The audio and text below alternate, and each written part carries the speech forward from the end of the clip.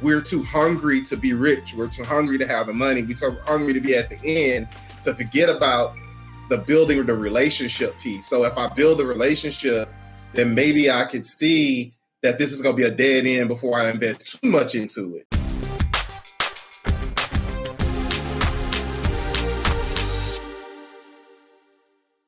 What's going on, guys? Welcome to another edition of Dads on Purpose, the podcast. I'm your host, Josh Ashford. As always, got the big homie, Kev. How you doing, man? Man, I'm doing so wonderful and so glad to be here with you, my brother. Man, I love it. I love the energy. I love the energy today. You know what I'm saying? It's kind of like... You already know, brother. Happy New Year! And we got the Oliver Perry, or as I call him, Ollie. How you doing, man? Good, family. Good. It is the Oliver Perry. We'll let Ollie ride. I'm cool with it. Okay, just for today, man. And look, I wore my military green for you. I'm sorry, olive drab. My man, you know what I'm I love it. It looks good. I gotta get me one of those. I don't know why I've been messing around. I was supposed to order one a while ago. I'm in trouble. Hey, hit the website. First things first. This podcast is brought to you guys by the Fatherhood brand, Teach, Love, Connect, TLC brand. Yo, man, for fathers, by fathers. Man, challenging the stereotype that fathers are impatient, unapproachable, and emotionally distant. Yo, we've been here, y'all. So go to tlcbrand.com. That's tlcbrand.com. Get your swag. You see me and Kev every week with the swag on. Go ahead and get you one. And Ollie, I might give you a discount. I don't know. Let's go. I like discounts. Discounts are good. Yo, we got a veteran discount. We do have a veteran discount. I ain't really pushed it yet, but you know what I'm saying? I think, you know what? I'm gonna start pushing it. I'm gonna let y'all know that y'all can get. I'm gonna let y'all know that y'all can get it for the low. Anyways, we got a podcast to do, man. Let's do it. Yo, and it almost didn't happen thanks to the Ollie Perry, who doesn't know his time zones. Mel, I love you to life, man. I just got to tell the people.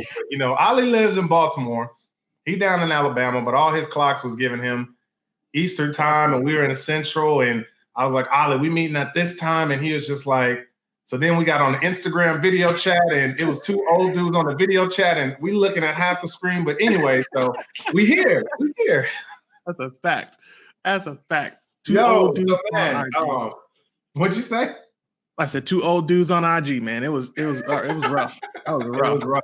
But listen, so we had the homie Tyler Campbell on last week, right? Talking about creating generational wealth. Man, and that's just such a big topic. Like that's big to hit. You know what I mean? Like that's just a big topic. And so I kind of want to break that down because I think so many times these generational businesses start off as side hustles. And they might be side hustles with the intent of eventually becoming an actual like generational business. But I know you got the real estate going. You got 2 doors. You know, you're hoping what's your goal? 635? 625 doors at an average of $200 a piece per door. Mm-hmm. Where you get that number from? So 625 doors. It was just the original number that I came up with, but I did it based on me wanting to have $1.5 million. So if I do 625 doors, that's net, right? Say again now. That's net. Yeah, it'll be net. I'm gonna shoot for it not being net and just getting what I get. But the idea is to have that average. If I can get that $200 average, that means, okay, cool. Because even if I don't hit that 1.5 because of taxes or whatever else, I still got a good chunk of money to do some more building with and then continue to add onto those doors. The good thing is moving into the multifamily space as I am now, in multifamily, things tend to roll. So after you knock down a 25 unit, the next thing you know, your broker's going to send you a 100 unit. Then after that, you knock that down, he send you 120 and so on and so on and so forth. Because your name just builds. Let's back this up, man, because you talking real good. And we just got started. Because, man, look, KB, what were you saying before as far as like what you're seeing a lot on social media? Like everybody talking about like, you know what I mean? Like the new year, new me, trying to get this going. What were you saying you saw? Yeah, I was just saying like, man, like what I'm seeing a lot on social media is just like everybody's like the new year, the new me. How can I get my side hustle on? Like, what can I do to start my business? How can I get that $600 stimulus? Yeah. But really just seeing that, man, I think this is perfect for us to get into discussion because we're all fathers, and we all are running our own businesses, whether we're running them from home, whether we're out in the out in the world doing what we're doing, hired by other people. But even learning, and I think talking to Oliver earlier was go. I just lost my thought. But anyway, it was Oliver. That's why. Yeah, I know. That's what threw me off. My bad. Sorry. But talking to Oliver earlier about what he does for the military and taking those skills and being able to build upon those skills and to start their business and start their side hustle and really, really build something for their family and their generation. And that's one of the things actually as an entrepreneur that I'm learning about myself. It's like, okay, how do I take everything that I've done up until this point and build on top of it instead of trying to spread myself thin and do so many different other things. So yeah, man, I think this is perfect time for this type of discussion. Yo, so here's kind of where I want to go. Ali, give a quick backstory about yourself, what you're doing, not as a side hustle or creating wealth and things like that. But then I kind of want to dive into that because we are fathers, and my thing is being fathers and being active fathers. I mean, there's a difference between just being a dad and being active, but that's a whole other podcast. But being an active father and still creating a side hustle while you're still working your main job. So that's kind of where I want to go. And if we don't go there, then we don't go there, and we'll just go that way. Yeah, we can definitely go there. So, all right. So I'm Oliver Perry, also known as the Oliver Perry on IG. I'm a U.S. Army officer, a major in the U.S. Army. God willing, I'll be promoted sometime next year to Lieutenant Colonel, which will be nice. I'm currently in Alabama. I live in Maryland, specifically Baltimore, Maryland, working for my unit out there. I work in the contracting space. And on the side, as we said, the side hustle, I work in real estate. I also do media stuff, so podcasts and things of that nature. I'm developing my podcast, whereas YouTube, and I'm building my brand through that real estate track and that entrepreneurship. So yeah. What's that podcast going to be called? What's it going to be about? The Oliver Perry Show. So it'll be the Oliver Perry Show. The podcast is going to be specifically aimed and targeted at military personnel, veterans, or those who have experienced or been affected by military at all, and just showing them, hey, entrepreneurship is possible. It's happening every day with regular people. So what we're doing was bringing on a couple millionaires I got on coming on here this week, but it won't launch until February 17th. I'm stacking everything first, make sure it's clean, nice, pretty, as great as I can get it. Bro, side note, you should talk to my homie Richie Thomas. He's the soldiers coach. And so what he does is he helps soldiers give their final marching orders for business, for life outside of the military. Because a lot of time what you see in the military is that they're great in the military, but they don't typically, these are his words, not mine, I'm not in the military.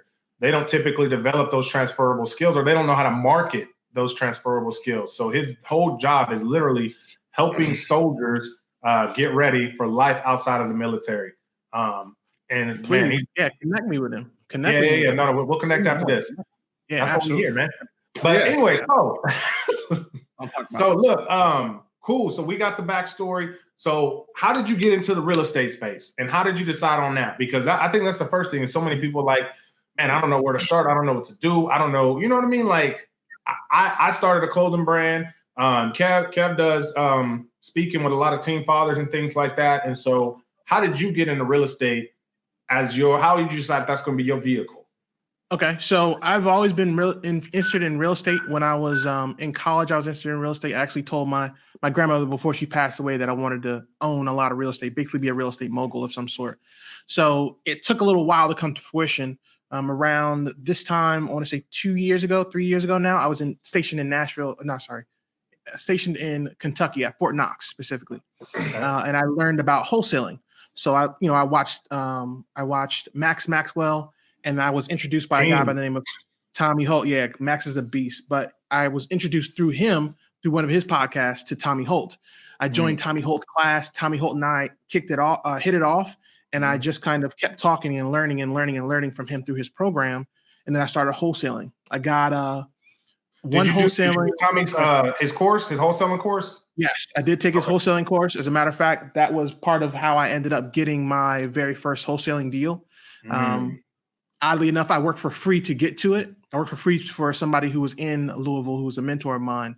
And he and I worked together, and I got that deal. Since then, now I've got my own wholesaling company I'm working with now with a couple partners, and we've knocked down, I want to say 4 deals so far. We got 2 more in pocket, look like that are coming. So we're continuously rolling. And now I'm looking at, like I said, the multifamily space. So really the idea of real estate has always been in my head since I was 19, 18. And I learned that from my father, who was doing landscaping, and then ended up owning his own Chick-fil-A and doing all this great stuff he's doing now. But it started quite a while ago. Don't blow past. He owned his own Chick-fil-A. Not the Lord's chicken.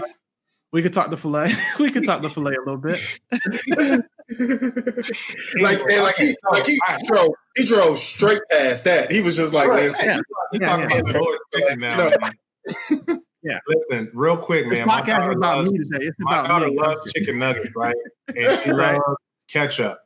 But my wife decided she was going to buy the little Chick-fil-A sauce in the bottle that we can bring home. Yes. And now when my daughter gets chicken nuggets, even at the house, even when we just put the little joints in the microwave, she's just like, I'm like, you want ketchup? She's like, no, I want sauce. Yeah.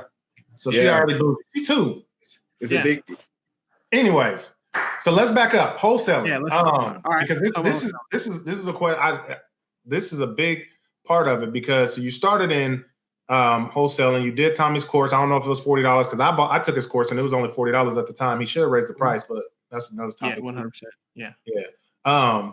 But so you got started in wholesaling. What exactly is wholesaling for those people that don't know? Because this is a way for people to get into the game without having really a lot of money. Because you can wholesale a house with no money. I mean, you probably need like at least $100 or $200 or something. No, you can do it for free. For nothing?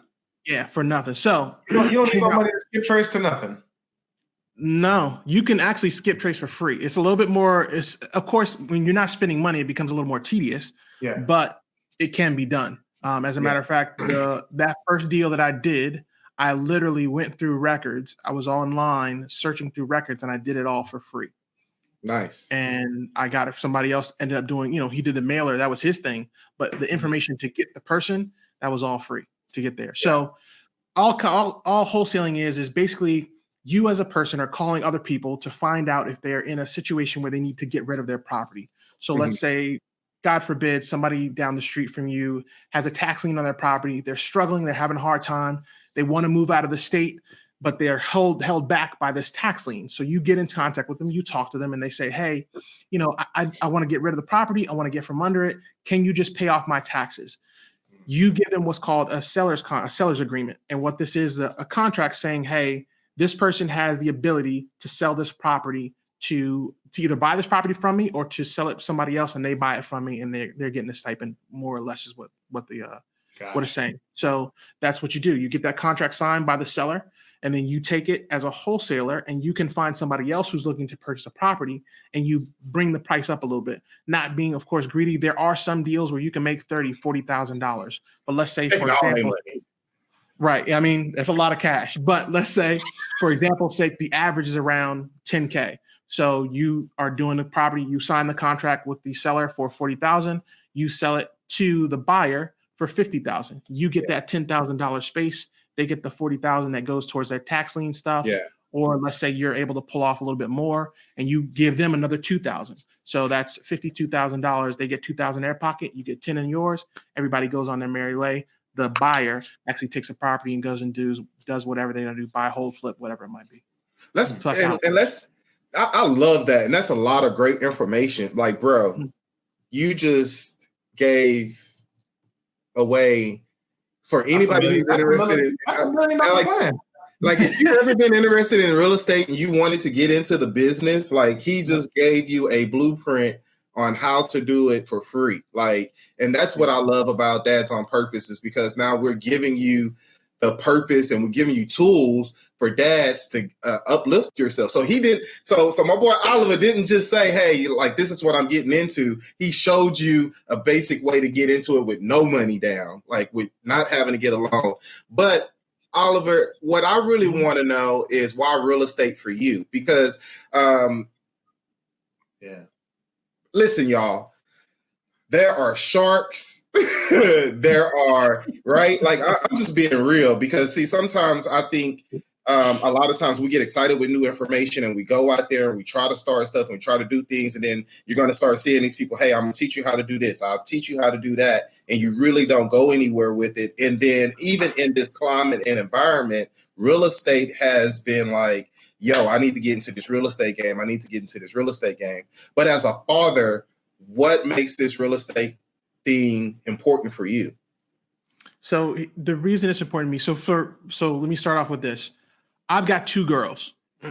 I've got a 7-year-old and a 2-year-old. I don't want to pay for a wedding. Now, hear me out.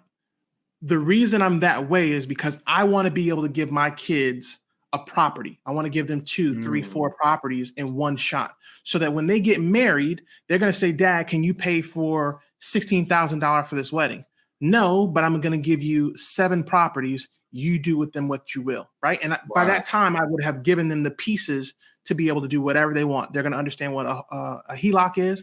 They're going to understand how to use business credit for themselves. They're going to understand what mailbox money is. They're going to understand how to deal with a bad renter, how to deal with property management, asset management. Stop right there. Stop right there.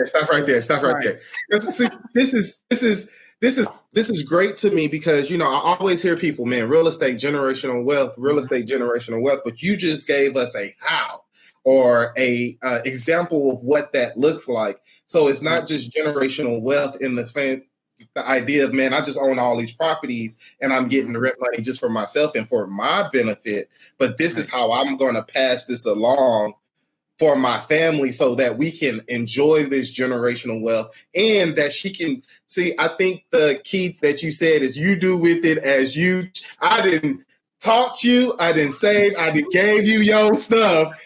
Now, whatever you decide to do is on you, but this is how you handle it. This is how you manage it. This is how you grow your wealth with it, bro. And I think that's a great nugget out of a lot of that. And can I listen? I love to take notes. Josh will tell you that's why my head be like this, because I'm taking notes. But you said a couple of things that got you here too. Your interest. Yeah. You learned about the real estate game. You invested yourself in the real estate game by going into classes. You worked for free. I think that we've worked for free for things that we didn't care about so much that when we work for free for the things that we do care about, we don't take pleasure in it because we don't see the end result, which is the more experience, the exposure, the work that you got out of it, the connections that you got out of it. So work for free. Hey, y'all, fellas. I know you've done it in the past, but working for free for something that you're passionate about to get access is all that I'm seeing your results of you being able to build and start this generational work, the wealth added to you and your family. And 2 things, aim higher. No, that was the last one, was aim higher. So I think for me, the last one, aim higher, is because even if you are an entrepreneur, Josh, Oliver, some of us have already been in the game. We've already been developing. We got, you know, I had somebody come to me and it was like, Kevin, bro, your name is like golden out there. Like, what are you doing? And it's because I forgot to aim higher. You know, I forgot to aim bigger. And for you, you was like, okay, I learned this real estate game, but what's next? Which is the multifamily units and doing the multifamily building the real estate game with the multifamily. So aim higher, bro. You just dropping nuggets. So, but that's awesome. Did like this. I'm sorry. I don't even know where to go now. But I mean, let's get a little bit more detailed then. Let's talk about HELOCs. I'll give y'all that. So HELOCs. All right. So first of all, anybody who is, if you were in a house, if you live in a house, if you have bought a house, you're a real estate investor. Whether you like it or not, you are. Yep. The difference is you're not necessarily the wrong side. You're on a different side of it than necessarily I am or anybody else who's actually going out and buying properties. So one thing that you have, if you own a property right now, let's say you own a property for $100,000. right? You say, okay, I've got $100,000 of property. You own it free and clear. You want to take out what's called a HELOC. That's home equity line of credit. You go to a bank and you talk to them, and they will normally give you about 80% of that of that equity. So that's $80,000. Now you can take that, and now basically your house becomes a giant credit card with a door. So you can go and buy another property and do the process all over again. You buy a property for $40,000, you put $40,000 into it. Now you've got another property, but you still got to pay off, of course, that HELOC.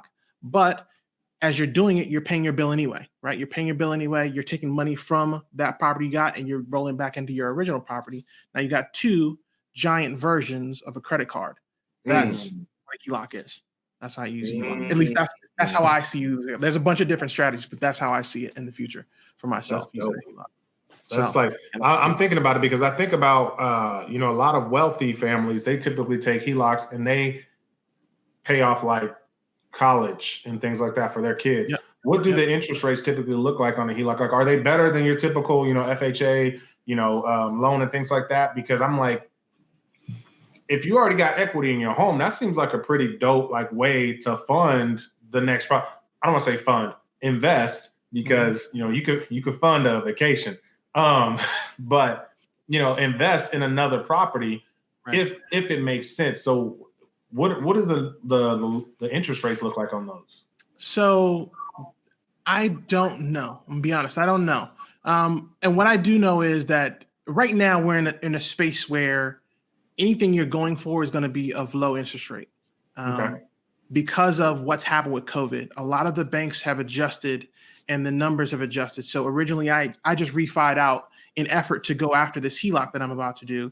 And I refied from, it was at a 3.5 on one of my properties to a 2.1. Another one was a 3.5. Now it's at a 2.5.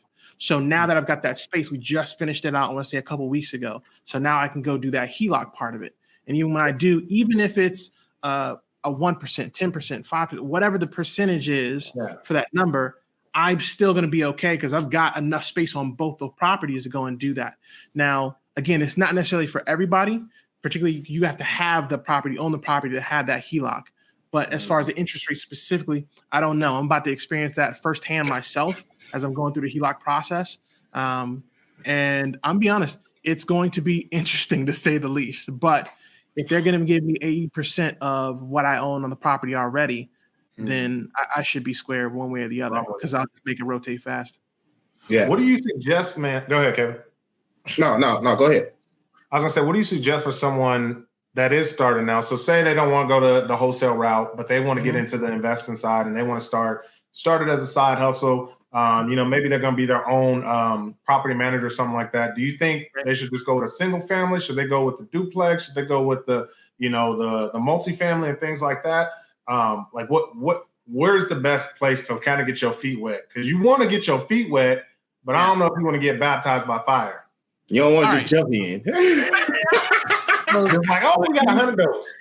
So here's how I see it. Here's how I see it. I see it. You go to what you want to do, whatever's going to lead you to your end goal. So, right, for example, my end goal is 625 units. The first thing I'm doing is I'm going to partner with somebody who's done it before and still looking to do it now. Because what happens is, even if you take that lower number, let's say it's a $100,000 deal, you take 5% of that $100,000. Now, that's not a lot of money, no, but you just got $1 million worth of game. You played the game with somebody who understands. Not just that, you also now have somebody in your pocket who can say, hey, now that's dumb. You're doing it wrong, because you established that relationship. So like I did before, working for free, I did that because I didn't know what I was doing. But now, after doing that, having that relationship with him, now he is a flipper. He does buy and hold. He does Airbnbs. He also is very good when it comes to his numbers. So now, anytime I have an issue or a question, or I'm lost or confused, I'm going to do a podcast. I'm going to call him and invite him onto the podcast because I have that relationship with him. The relationships that you build in taking on partnerships are going to be far and away more valuable than any of the properties you're going to have. So to answer your question more directly, when they go and look, if you want to go after a 5-unit property, go after a 5-unit property. Find somebody who's done it before, work for them for free, or say, hey, I'm willing to put in $10,000. I'm willing to put in $1,000. But if you got no money, use what you do have. What you have is time and you have the effort. So if you're hungry, they're going to be willing to say, okay, you're going to work for me for free? Okay, cool. Let's go take the tiles out of this room. Now you just learned how to take tiles out of a room and do it properly. Off break. That's $1,000 some odd dollars of manual labor that you'd have to pay somebody else to come in to do it on your first flip. But now you don't have to because you know how to. Now, but if you want to, you can still do it. And now you'll also know, okay, they're not taking advantage of me because I know this material costs this much. It takes this much time to do it. This is what I need to do. So really, you go after whatever you want to go after. What you need to understand is a risk involved in it and how to handle it. If you don't want to put a lot up, then you have to put in the time and the sweat. You have to give it to somebody else for free for them to give you and allow you to do that. If you are willing to put $10,000, $2,000, $3,000, you also have to understand you very well might lose it. I put $3,000 into my first flip. I got $1,500 back, and I partnered with somebody else, but we took a big L. We lost. Budget was for $50K. We spent $45 on top of that budget, so we ended up spending $95K on a property that didn't give us what we thought it would because of it's one of them things. Like in flipping specifically, you cannot always see it coming. It just happens, but you have to. That's a life lesson in any endeavor as well, though. So you said a lot of things. You said, yo, either you're gonna put the money in or you're gonna put some sweat equity into it. And then it's also like, yo, okay, know your numbers. And then it's like, once you know your numbers, then you also get that knowledge and you get the information from the person you're working with. And then you talk about how you took an L, man. And I'm just like, yo, if you know, they got what's that movie? Golly, what's that? Biker Boys. She was like, if you ain't went down, you're gonna go down. Yep. And so my thing is like in entrepreneurship as dads, as people, man, yo, if you ain't took an L, it's gonna happen. I remember when I was in college, man, I invested in I was bodybuilding. I invested into a company, quote unquote, that was gonna build our own apparel line. It was gonna be called Silverback Gorilla. Man, and I was partnering with this dude. He was an ex-NFL player. He played in NFL Europe. And I literally wrote him a check, never heard from my man again. Wow. For a couple thousand racks. And I was like, okay. Yeah. Right. And that, man, it's just, but there was just so much that you just gave. And I'm like, yo, that's what it is. Like whether it's in real estate, whether that's in life, whatever it is, man, like you got to put some equity in the game. Yep. You're going to take an L, and you got to learn from somebody that's already done it, man. So that's all I want to say. KP, you had something you want to say, man. I heard that build relationships. And I think oftentimes when we're getting into side hustles or even just in business and period, why are we getting into this relationship with that person? Like, why am I feeling like, what am I aiming to get out of this relationship?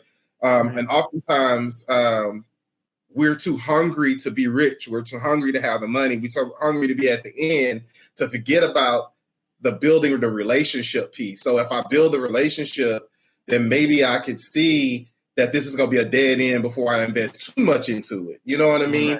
Right. And I think that's important too, because we're not just talking about like you going to your 9 to 5 every day. We're talking about you being a father. You're being, working for somebody else. You're being a husband. So you're already juggling a lot of other things and then going on to your side hustle. Well, don't just jump into that side hustle because you want to make money and you want to get, you quickly want to generate generational wealth, but also be strategic about the relationships that you're building. Because I think that's very important because then you get to see how far that person goes before you invest even more into it. So I think that was, rock solid because I think sometimes we just forget about that. We just jump straight into, hey, bro, we finna make 50K? Bet. How much you need from me? All right. And forget about the ins and out of the business.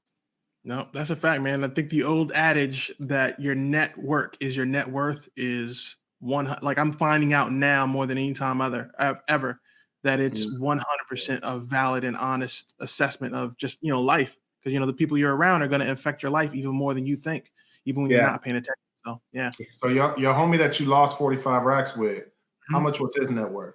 Because I don't want to be with him.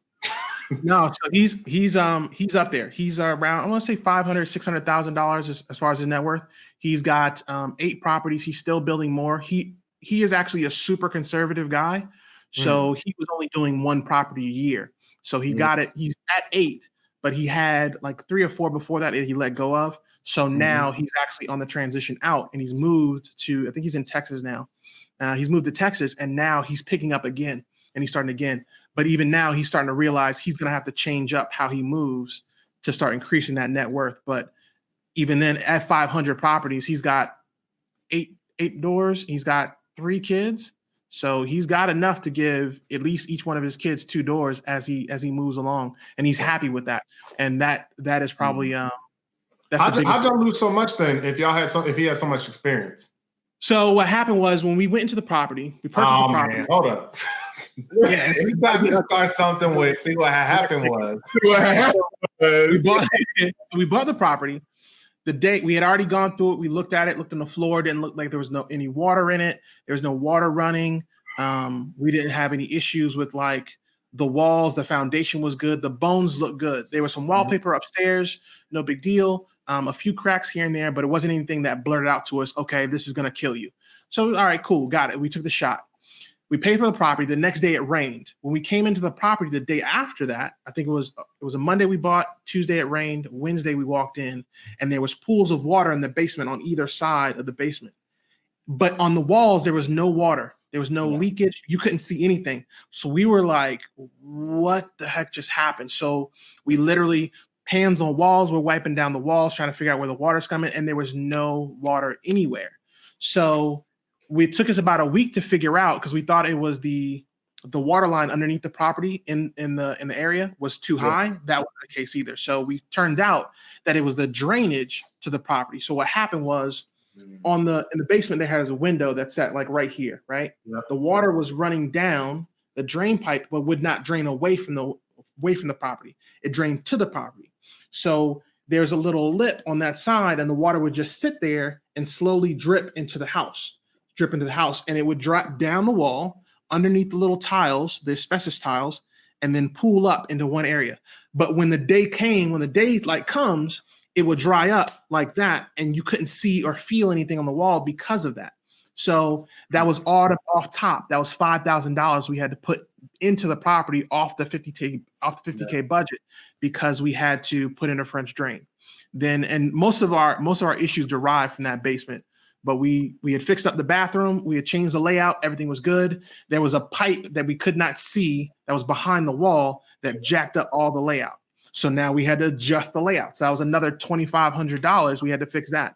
So we just blew what's that? 7,500 in the basement, like that. And we did that. We went into the kitchen, knocked the kitchen out. The kitchen wasn't too big of a deal. We actually were blessed because our hard money lender had some cabinets he wanted to get rid of. So we took his and put them inside the property. We still ended up having to replace the countertop with a different granite countertop because the cut that he had for his didn't fit the sink. So we had to do that. We had to cut that. Then we got upstairs. Now, this is where things started getting sketchy again. So upstairs, we had allotted money to do drywall just on one room, because it was only one room that needed it. When we got upstairs, all the walls upstairs were plastered. Normally, we would do something called veneering it, or veneering and / floating it is just putting stuff over top of it and letting it be what's going to be. And we realized that would be a shoddy, though cost effective, it'd be a shoddy product for the company's name. So we just went ahead and sheetrocked everything. And that was another $7,500 to do the upstairs and the downstairs and finish out the basement. So we had already, we hadn't even, oh man, such a nightmare. We hadn't even gotten all the way through everything, and we were already like, man, we're gonna eat it on this one, and we did. Again, lessons learned. Like there's some stuff we just couldn't see. There was a leak that was coming from the roof afterwards, and this is after we had done everything else. The upstairs is done. The floors are starting to be finished. All that stuff is getting done.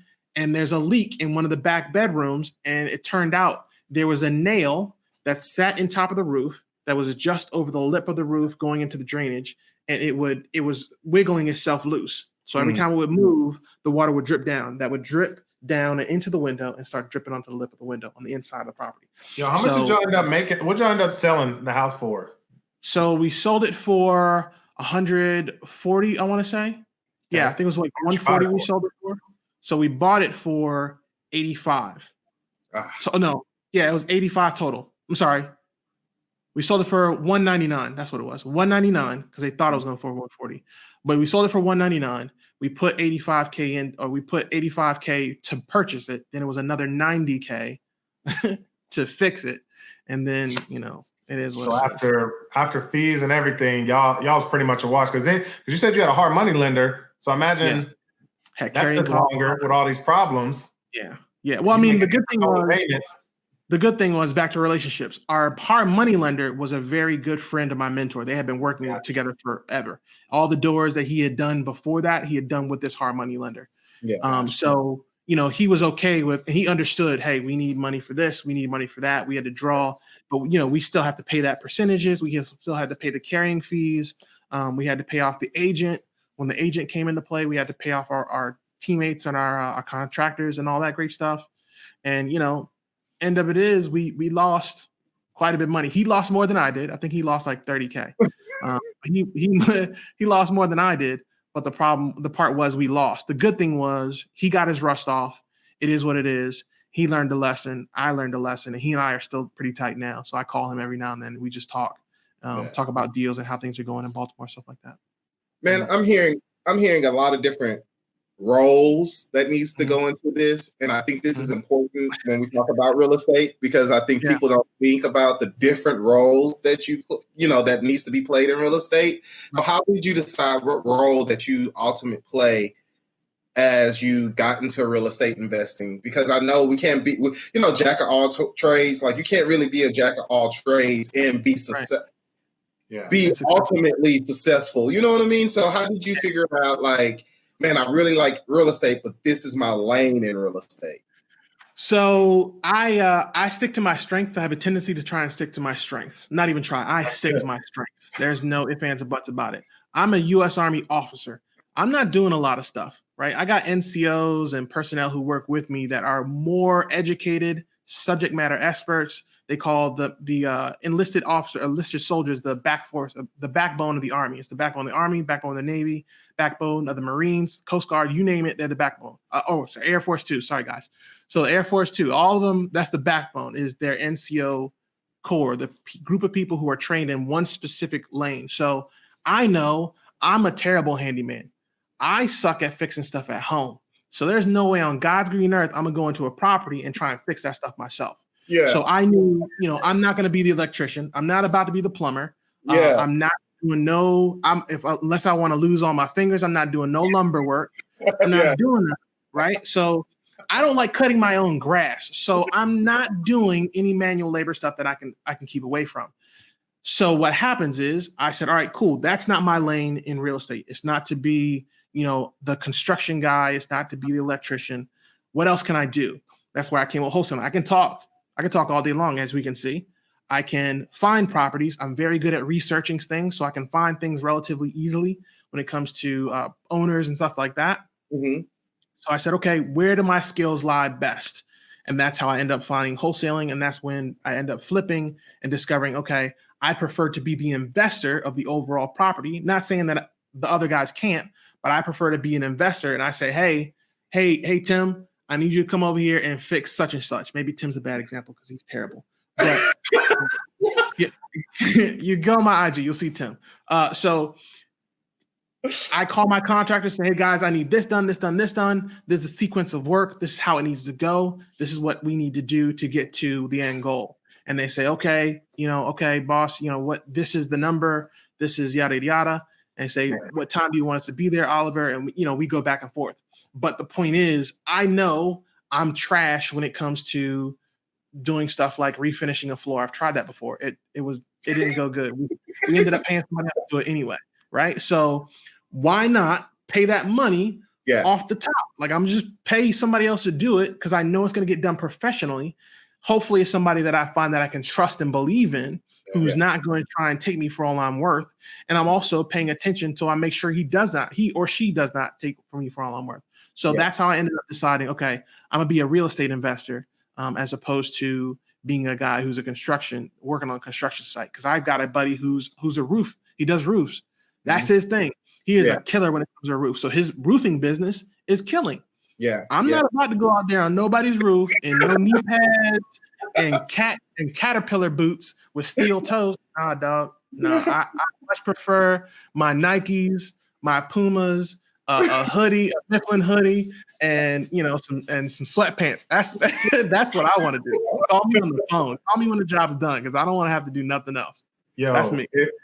Please, y'all, please go to Oliver's IG page and look at Tim. Like I be watching. I watch Ollie's reels, IG reels, and they are. Where do you find those properties at, man? Where did Tim find them properties? Because those are some of the worst properties. So I scour the internet. Again, I'm very good at research. So I find these crazy pictures. And what I decided was, I wanted to do something with them. And I couldn't figure out what the angle was. And I thought, you know what, why not do it as if I'm somebody who's either looking like what I do already. Like I go and look at properties. And in my head, all these things are going. All the stuff you see me say on the reels, I'm thinking it, but I don't say it because I want people to feel bad. I don't want to hurt people's feelings, things of that nature. But in my head, I'm like, man, there's a lot of trash in here. Somebody's got to get this stuff up, right? So like that kind of thing. And it's human nature, right? No matter where you go, you're going to think something about what you see. If it looks crazy in your head, you're going to say something about it. You're just not going to say it out loud. So I took that, and Tim, I don't know where Tim came from. Tim just popped up in my head one day, and ever since, all the issues that I have, I just blame on Tim. It's all Tim's fault. Tim put windows on top of windows, doors. He put 3 doors on one property one time. Like Tim is a wild boy, man. I saw the one Tim did today, man. He had he had 3. What'd you say? Ollie was like, I just wanted one corner window. My man Tim in the corner got 3 windows touching each other. Just one corner window. Tim put 4 windows in the corner. I mean, who does this? Tim, man. Yo, we got to get out of here soon, man. I go. What'd you say? I said I got one more question because I think it's really good. We really don't have to rush off, but I know I got to go somewhere. I got to be in like 30 minutes. All right, so 3 minutes. Let's go. Come on, KB. Let's go. 30 minutes. What was your time commitment, bro? And how are you finding time to make moves and really dig into this entrepreneurial side of you while you be a father and a husband? Like seriously, like how are you splitting your time and how are you finding time to get this stuff launched off? Okay, so if we're talking flip, the flip took us six months to execute. That's from buy to close. It took me a year and a half to find my first wholesale deal when I started wholesaling. And then after that, it kind of 2 years, and we just kind of been rolling since then. So that's the timeline, at least those particular projects. When it comes to the work-life balance, as we call it, my belief is that work-life balance is ever shifting, and it's ever shifting in my mind because I'm constantly growing with my wife, right? Our relationship is constantly growing. She's constantly growing. I'm constantly growing. Our 2 girls are constantly growing. So the ball to me is always shifting. The best I can akin it to is there's a picture of a ball that's got a seesaw on it. And on top of that, there's another ball and another seesaw, and it just keeps going, right? There's just balls are on different places. So the balls just keep moving left and right. They're just moving constantly, right? So that's the way I see the work-life balance. So for me, the biggest thing that I can do is, where's my book? I've actually got a calendar book. It's somewhere around here. I sat it down, but I've got a calendar book and it has everything that I have scheduled, which keeps me in line, which prompts me to say, okay, I got to call Jay because I don't know what time zone I'm in right now. So I got to figure out what time we're doing this, right? So I know, so I've been talking to Jay for a day and a half because I knew, all right, my timeline is this, and this. Yeah. I found what day it is or where I'm at or the time zone. I don't even know what country this is. I've got to call Jay and figure out what's going on. So mind you, we've been talking about it for 2 weeks. Right. Yeah. We've been back and forth for 2 weeks. So But that's how I do it. So I know, okay, now I've actually improved. I joined this group called Emerge, who is a part of a group called Go Abundance. If you've ever read the book Tribe of Millionaires, that's them. So Emerge is one of the newer platforms that they're using to bring people in. So in that, I've learned about just that time scheduling. So now I literally have 2 days and 2 days of the month I go on a date with the wife. 2 days of the month is a daddy-daughter date. So I just hang out with my girls all day, and I've blocked everything off. So you'll see me super active Monday to Friday. Saturday, Sunday, I'm gone. And I'm ghost, and this is on IG specifically. So on IG, on internet, I'm gone. And I'm gone because on Saturday, I'm either doing daddy-daughter day or I'm just creating content that whole day so that the next week I can do it all over again. Sunday is just family time. So I shut off certain time frames to make sure I'm spending that quality time. The other catch is you have to be willing to be fluid. You have to be willing to be flexible. If my wife calls me and says, I'm not feeling well, I need help, everything stops. Hey, everybody, I got something scheduled with. Hey, I'm gonna have to contact you guys later. We're gonna have to move the time frame because I have to pay attention to the thing that's going to continue to be here even after, God forbid, the Oliver Perry as a brand disappears or the Perry Holding Company falls apart. I'm still gonna have, God willing, my wife. If my wife has left me, that'd be a different story. But my wife is there with me, and she has been behind me the whole time. That's a nugget. That's a nugget, y'all. Listen, I see too many of y'all doing these side hustles and leaving your family behind. Y'all, you got it. I'm sorry, but I think that's really important because what you just said was if my wife calls and something needs to be put to the side, I have to be fluid and flexible enough to be able to go and address that need. And I think oftentimes, I'm sorry for cutting you off, but I just thought No. Like, bro, like that's you just cut him straight off. He was in mid-sentence. I just couldn't hold it because I was just like, bro. To me, I think because oftentimes I think as men we get so amped and pumped about doing the thing and making that thing work, and regardless of what happens, we gonna make this thing work. We forget we still have partnerships. We forget we still have family. Like, and we gotta be able to cut and to make time and space for the family so we don't get. Man, I'm trying to do everything for the family, but all she keep doing is complaining. She complaining because she ain't got no time with you. She complaining, your kids are missing you because you're not spending time with them. So that's it. Yeah. I mean, yes. That's it, KB. I mean, it's wild. The bad part is some of us have to learn that. Like I had to learn that the hard way. My wife had to get mad a couple times, and my girls come downstairs into my little office space, and they're like, "Daddy, can you play?" Maybe I can't play right now because I'm doing such and such, but I never had a time allotted just for them. Yeah. So now my girls have a lot of time. They got soccer practice on Saturday.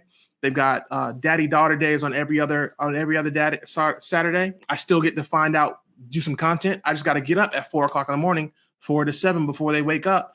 It gives me 3 hours to kill as much content as possible so I can stack things or look at as many properties as possible. And then that's that, so it's bro, you just set me straight because I've been wondering about this whole thing. Like how do you, because people say all the time, oh, just get up earlier. And I'm like, bro, that don't always work, but you got to figure it out because my thing is like, I got 2 small kids. Like I got a 6-month-old and I got a 2-year-old. And that 2-year-old, sometimes she wake up at 3. Sometimes she wake up at 4. You know what I'm saying? She doesn't always sleep through the night. And then I don't want to just leave my wife, our 6-month-old, she's not always sleeping through the night. And so I'm not about to leave her with both of them. And so you just got to figure it out and just stick with it. At least have a schedule, have a set time so that she knows, not she, my wife, she, my daughter knows that, daddy's going to play with you at least right here. But man, that's perfect. That's awesome. That's amazing. Ollie, we're about to get out of here, man. What? All right. Find out what. Shut up. All right. I'll see you guys later. All right. All right, guys. I'm gonna go. Y'all take it easy. Ollie. We need some parting words, man. We need some final words for the people. Okay. I mean, they don't even have to be profound. They could just be final words. Do you want Kevin to go first? No. What? No. I got this. All right. So whatever you're doing this year, whatever goal you have, whatever thing you see yourself doing in the future, I want you to create a theme for yourself. Make that theme the thing that you follow the entire year. For me, it's all roads lead to the end goal. What that means is anything that I do is going to lead to whatever that end goal. 625 doors is my end goal. I know I need 125 doors for the year. I've got to do everything I can this year to get to that 125. I want you to do the exact same thing. Find your 125 doors. Find your Lamborghini. Find your brand new car. Find your brand new skates. That ring for your wife, whatever it might be. Figure out the numbers. Figure out the layout. Set a theme for yourself this year. Go after your goal. Go get it, and let me know when you do. That's it. Baby. Was that your wallet? That was my phone. Oh. That was my phone. Listen, just like at the end of every episode, listen, I love each and every one of you. If nobody ever told you that, I do. I love you dearly. There's so many gems and nuggets in this piece. And I know we talked a lot about real estate, but beyond real estate, like you can take everything that Oliver shared and that we've shared here and apply it to whatever it is that you're doing in life. And really, also, just the last little nugget is the calendar and schedule is key to your success. If you're not scheduling stuff out, if you're not having a calendar and you're not working that calendar, it's never going to come to fruition. Like SMART goals, you got to have a designated time that you want to see things accomplished and done. And it'll bless your house and your family and your life when you add your wife to your calendar, because if it wasn't on the calendar, I didn't do it. But that's just a good nugget. We'll talk about that later. But listen, I love each and every one of you. The Oliver Perry Show coming, man. Thank you so much for coming on and sharing those nuggets, man. Oh, I did want to plug. Can I plug real quick? All right. My bad. First of all, I didn't even say yes or no. But go ahead. I mean, you did this, so I thought that was a yes. I didn't know. I just assumed that was a yes. I'm sorry. All right. So yeah, you can find me on Is it good? Can I go? Okay. You can find me at The Oliver Perry on IG. You can follow me there. I'm actually starting a Facebook page as well. That'll be The Oliver Perry Show as well. You can find it there. Right now, just type in The Oliver Perry. You'll find me on Facebook. If you're on Clubhouse, look for Tactical Real Estate. That's my club on Clubhouse. All real estate, all the time, as well as quite a few other entrepreneurs in different fields. So you can find whatever you're looking for there, and you can join in the room and have a great time. So that's it. Yo, that's it, y'all. Man, I was gonna plug you anyways. I wasn't gonna plug all that, but I'm more than happy to plug all that. If you guys want to talk to Kev, man, you know where to find him at The Mentor Coach on Instagram. You can find me Dad on Purpose. We do this little show every week. Comes out on Fridays. Tell your friends, tell your wife, tell your cousin, tell your brother, tell your kids. We on everything, man. We on YouTube, we on Spotify, we on Apple Podcasts. We global. Give us some likes, man. Give us some reviews. Give us some comments. Had a couple listeners in France last week, so that was we international. We a little bougie now. What's up? But until then, y'all, we'll take care and we'll talk to y'all next week. Peace.